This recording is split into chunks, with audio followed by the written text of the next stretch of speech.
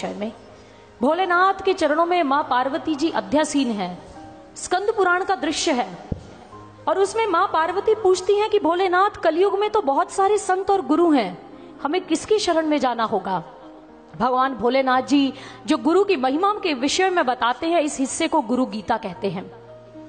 और भोलेनाथ जी ने कहा, पार्वती, इस संसार में 7 प्रकार की श्रेणी के गुरु होते हैं: सूचक, वाचक, बोधक, निषिद्ध, विहित, कारणाख्य और परम गुरु। और भगवान भोलेनाथ जी क्या बता रहे हैं, इसे ध्यान से श्रवण करिएगा।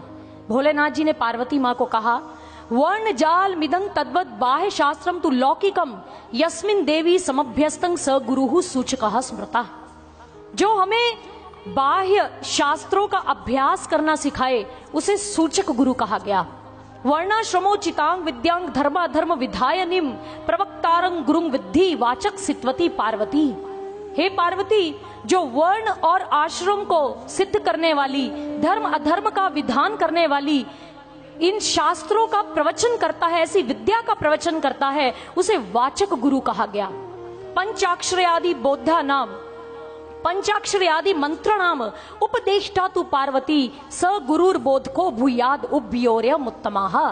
जो मात्र पंचाक्षरी मंत्र का दान देता है, ऐसी शिक्षा आपको देता है, उसे बोधक गुरु कहा गया है भोलेनाथ जी के अनुसार।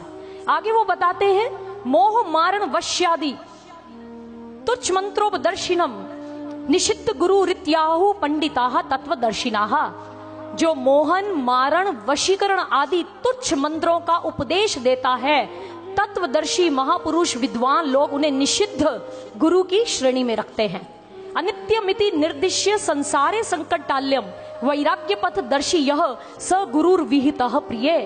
हे प्रिय पार्वती, यह संसार अनित्य है, दुखों का घर है, ऐसा वैराग्य का रास्ता दिखाने वाला जो गुरु है, उसे विहित गुरु की श्रेणी में रखा गया, उसे विहित कहा गया। आगे उन्होंने कहा, तत्वम स्यादि वाक्यानाम उपदेष्टा तु पार्वती कारणाख्यो गुरु प्रोक्तो भव रोग निवारकः। जो तत्वमसि महावाक्य का उपदेश देता है, उसे कारणाख्य गुरु कहा गया। और आगे भोलेनाथ जी कहते, ध्यान से सुनना पार्वती, जलानांग सागरो राजा यथा भवती पार्वती गुरुणांग तत्र सर्वेशांग राजायंग परमो गुरु। जिस प्रकार सभी नदियों का राजा मुखिया सागर होता है, ये सूचक, वाचक, बोधक, निषिद्ध, विहित, कारणाख्य जो 6 श्रेणी के गुरु बताए हैं, इन सभी का राजा परम गुरु होता है और उसी की शरण में तुम्हें जाना होगा पार्वती, जो कलिकाल का जीव है। और मां पार्वती ने कहा, भोलेनाथ, उस परम गुरु के विषय में तो व्याख्या कीजिए। भोलेनाथ जी ने कहा, अखंडैक रस ब्रह्म नित्य मुक्तम निरामयम स्वस्मिन संदर्शितं येन भवेदस्य देशिकः। वह ईश्वर जो अखंड है, निराकार है, प्रकाश रूप में हम सभी के आंतरिक जगत में बैठा है, जो उस प्रकाश को दिखाएगा पार्वती, वही परम गुरु है और वही सच्चा गुरु है, वही दिव्य गुरु है। उसी की शरण में जाना, वही मेरा वास्तविक स्वरूप दिखा सकता है। ये भोलेनाथ जी कह रहे हैं, हम नहीं कह रहे। जो भी बात कर रहे शास्त्र सम्मत कही जा रही है, आप जाकर उसे अध्ययन कीजिए, पढ़ लीजिए, जो भगवान भोलेनाथ ने कहा।